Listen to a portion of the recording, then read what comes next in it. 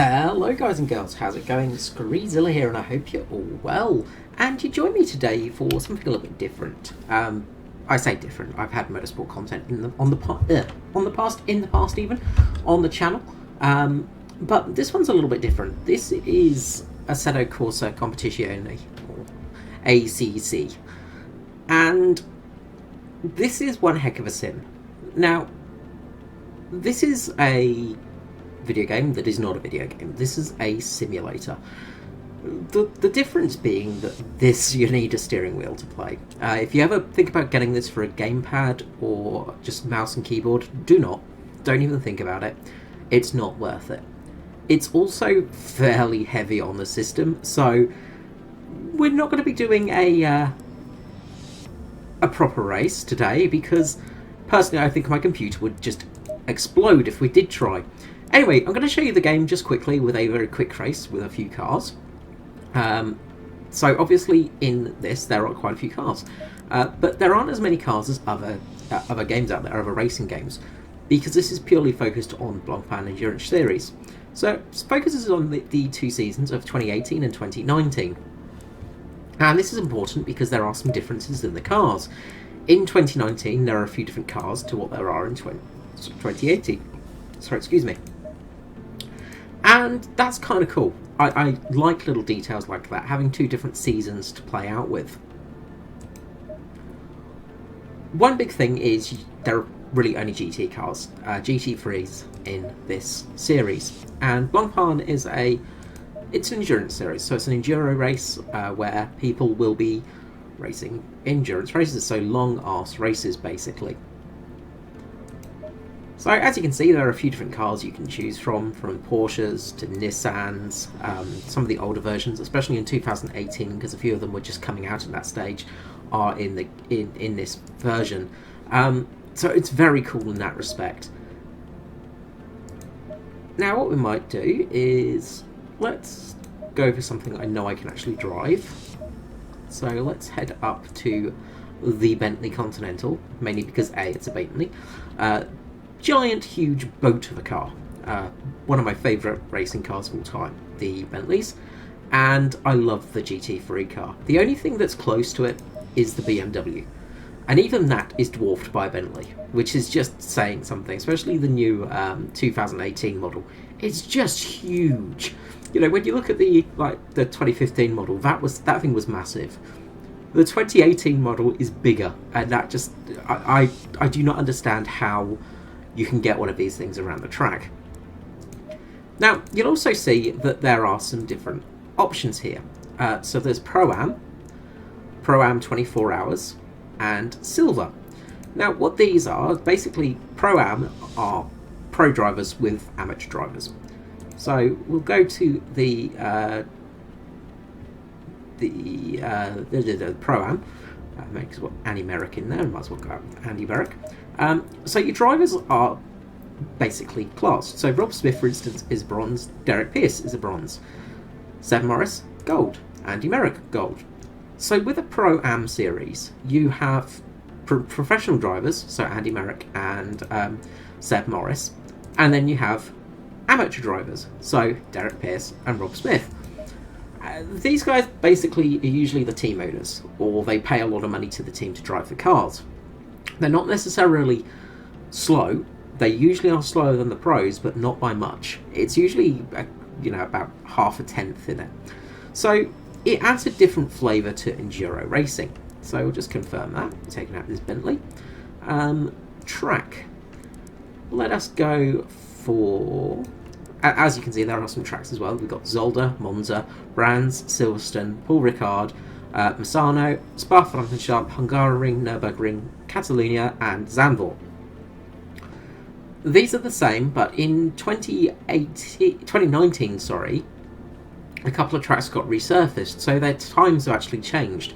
So it's slightly harder to drive on the new Silverstone, for instance, because there's a new surface on it which makes it slightly slipperier. These little details are in the game. The reason they can do this is because it's focused like a laser. It's so very focused, this series. We'll go for the Hungaroring. It's so very focused, and this allows them to be well, extremely good at making the race a little bit more interesting. So we'll put the skill down to 85, so I actually stand a chance. We'll go for a 10-minute race length with a 12-time multiplier, starting at 3 o'clock in the afternoon. So that seems fine.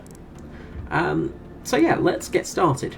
Now, this is running on low graphics settings. This is running on sort of medium to low graphics settings. So you will have seen that you will see this game in prettier versions somewhere in the world. This is also running on 720p instead of 1080, just because my computer will actually catch fire if I try to do anything more. So we've got a Merc, a Jag, Porsche. I think I saw a Porsche there. Audi and a Lexus. It was a Lexus, not a Porsche. Okay, my mistake. Okay, anyway, so you can do all the setups yourself and sort of do all the tweaks yourself, but there are options for safe setup, aggressive setup, or wet setup. So let's go for the safe setup.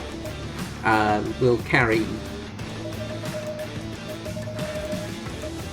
being that we're only doing 10 minutes, we'll go down to 20 litres. That should be plenty. I think that will be fine. I don't think we've sped up the mechanical and stuff. All the things you can tweak, of course, all the things that you can actually tweak in real world situations. One of the other cool things is you can actually test for the aero and suspension stuff the fuel load. If we can actually get it working. I don't know if I can. Okay, but you can actually test it for fuel loads, things like that, because the car is going to be sitting higher and lower depending on how much fuel it's got. So that's a really cool little feature. This is a tricky series to drive in, and this is a tricky sim to race in. So we're in 4th place. Let's see if we can keep 4th place. Now I'm racing on a G27 wheel, a Logitech G27 wheel, that's probably seen better days. But it feels amazing in this. And you will hear some rattling as well. I apologise about that because of the force feedback. You need a wheel for this game to truly appreciate it, because without a wheel you're going to be absolutely buggered. Alright, let's start the race. Stay single file. For some reason I'm not in the right position.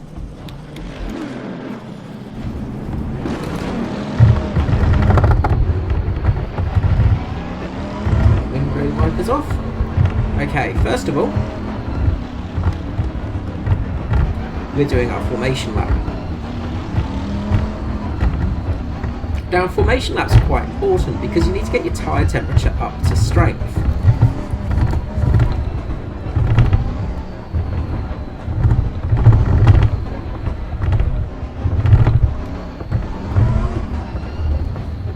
And if you don't get your tyre temperature right, you're going to have trouble on the restart,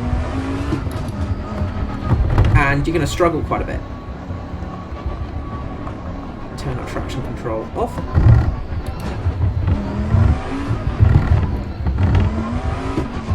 Just get some heat in those rear tyres. Now, as I said, this series is designed for amateur drivers as well as the pro drivers. So you actually have things like ABS, and you have traction control.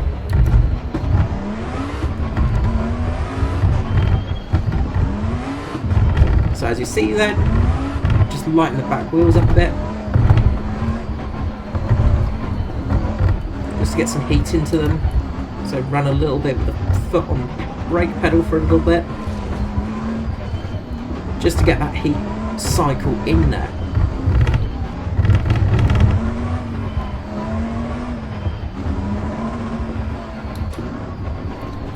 So you want to get your tyre temperature up to snuff. You also need to get your brake temperatures up as well.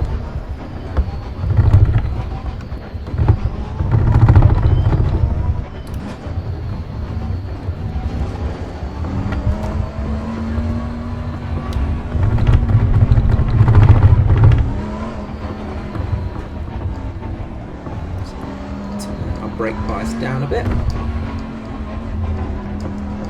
So you have all these bits to fiddle around with as well while you're racing, which is always good for me because I always forget to look at the track while I'm doing that. There you go, some better temperature into the rear tyres and also the brakes as well. So you can choose to do half of a formation lap or just the end half of a formation lap, but doing the whole formation lap just means you can get the right tyre temperatures for yourself. You sort of know where you're at, you know what's going to be happening for the race.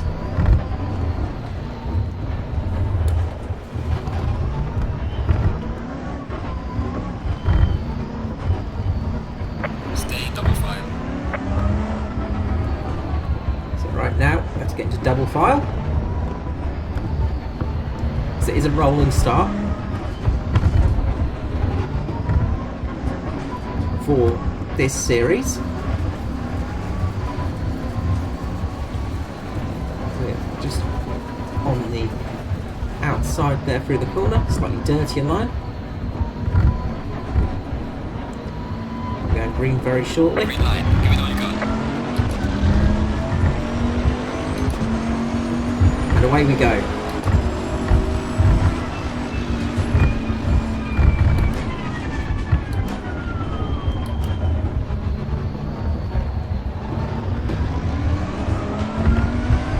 Now the big thing about this is the AI. They are very, very good. Car on the left. Clear on the left. Almost had a crash there.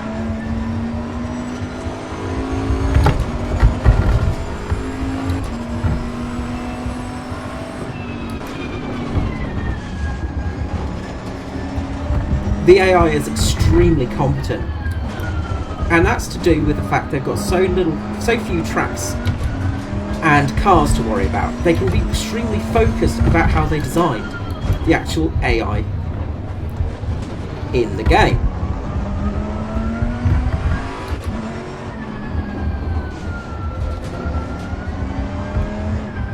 Sorry, me driving is basically me concentrating, which is me being quiet.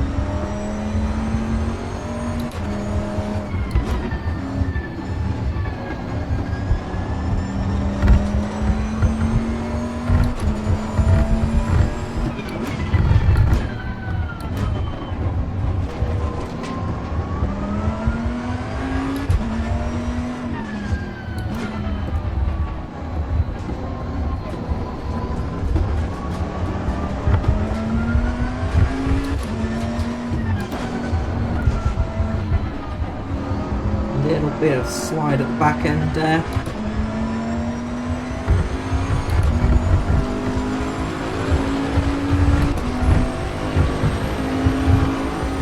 There's the advantage of our power from that big Bentley V8 in front.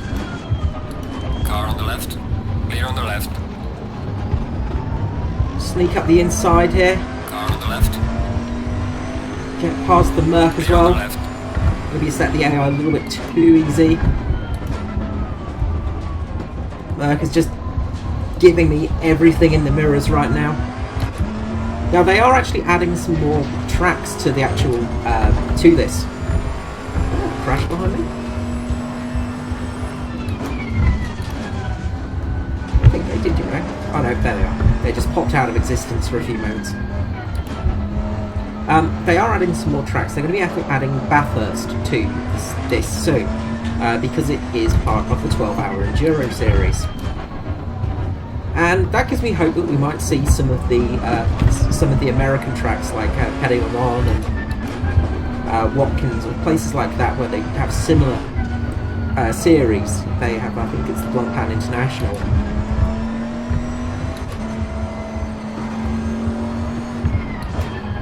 But, of course, they also have weather effects in this as well. And weather effect-wise, it's quite interesting. That Audi's looking a bit racy, coming up on the inside there. Cover off the inside line from the Merc.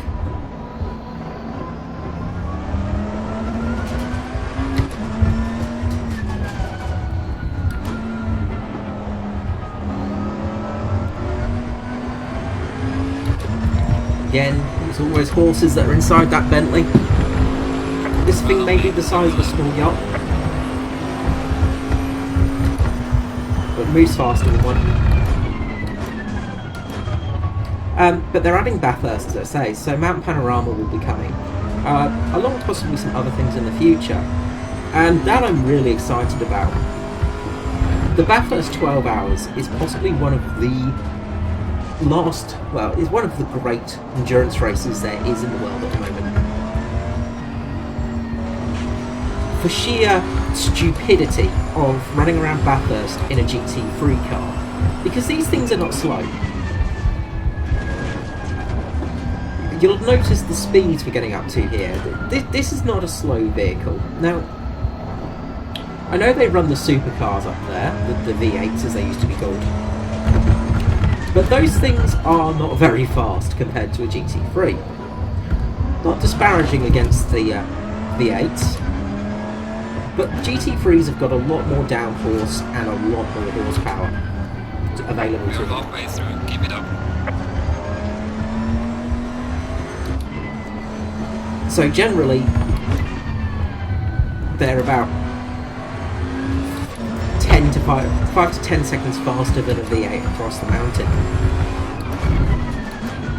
And pretty much all of that speed is gained right at the top of the mountain as well, with the twisty bits.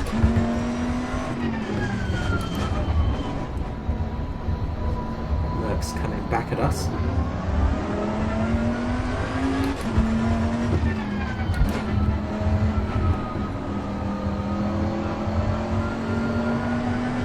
Now, not much can compete with the Merc on pure horsepower because the Fastest lap of the race. Great job, man. AMG Merc is not a slow car.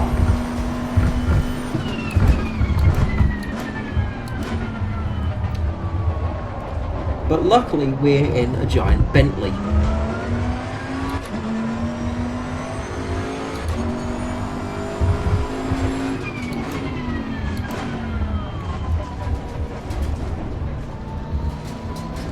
Might have had to set the time to a little bit faster movement because might not get night time by the end of this one. I hope we do get some darker racing though. You'll notice the shadows are growing longer as it goes on though, because this does have a fully dynamic weather and time setting, so things are constantly changing on you. And of course this also does have online racing as well. And one of the cool things about the multiplayer is of course you have co-drivers. Now this is a feature in a few other online racing games, like iRacing for instance, the granddaddy of all the online racing games at the moment, just because of the sheer amount of options there is, and also the fact that it is quite well managed as well for player base, where you can have sort of multiple drivers in a car, which is just really cool for endurance racing, because in every other sort of endurance racing style game there has been, you sort of get a bit Fastest lap of the race so far. get a bit stuck when you're the only person that can drive, which is very unfortunate, especially in a 24-hour game, for instance, where you're having to drive 24 hours on your own without any session stops or anything like that, and then on hour 22 you get knocked out by some stupid AI driver. Not that that's ever happened to me. You can probably tell by the anger in my voice as I'm saying it. But having the option to actually have second drivers and sort of have those do the stints is just very, very handy. Because, well, it means you can have a bit of a rest, because this does really knacker you out. I haven't actually played around with the settings on this yet. I've not actually, the only thing I've had to tinker with is the actual placement of buttons. So we should get one more lap in here. So the placement of buttons and things like that. That's the only thing I had to remap. Everything else was perfectly set up and calibrated for my wheel.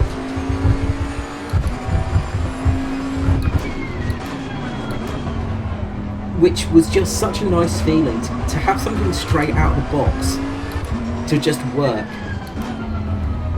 And this was absolutely one of those things. It just worked perfectly. And it's the first time I've ever really felt with a force feedback wheel the exact correct feeling from a car.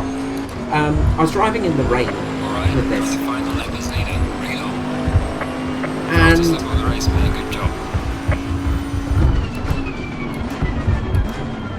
one of the things that I noticed was in a case where I was aquaplaning, you could feel the tyre dig into the actual water, and you could feel it sort of just wanting to throw you sideways, and just that sensation of the car just starting to slip.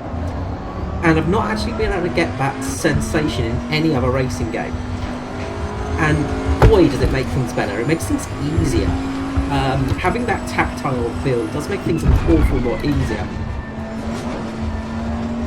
Because you've just got so much more confidence going through some corners and going through corners when you can actually tell when the car's going to lose grip. When you can tell you can actually lose that rear end. And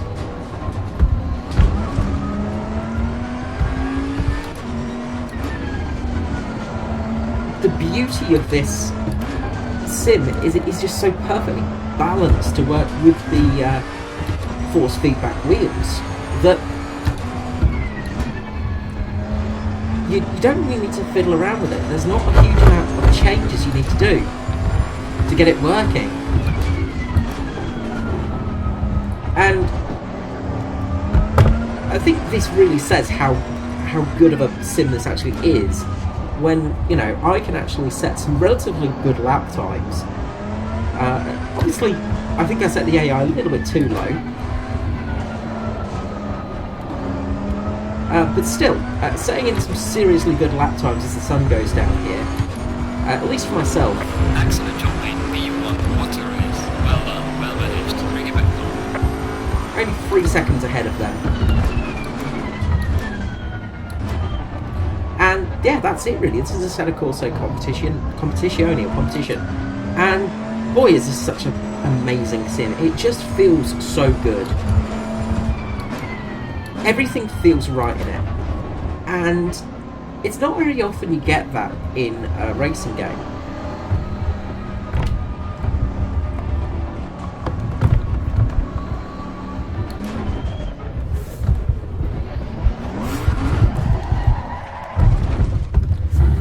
It's not very often you get that in a racing game, and just that feeling of everything working is something else. It just feels so good.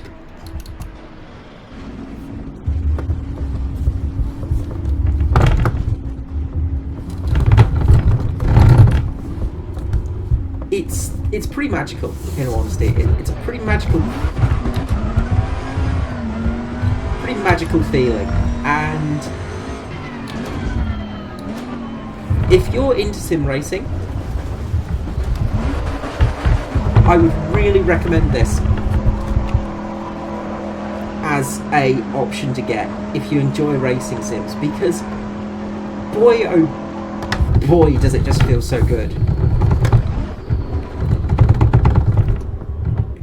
Get a little bit less noise from the wheel now. It just feels mega. Everything in it feels right. The cars feel good. They feel planted. They feel heavy. When you're driving some other cars like the Audi and the Porsche, for instance, which are mid and rear engine drive, you know, you get that feeling of the weight being different. Every car just handles differently. And yeah, it's something special. It's really something special. Would 100% recommend this if you're into racing games.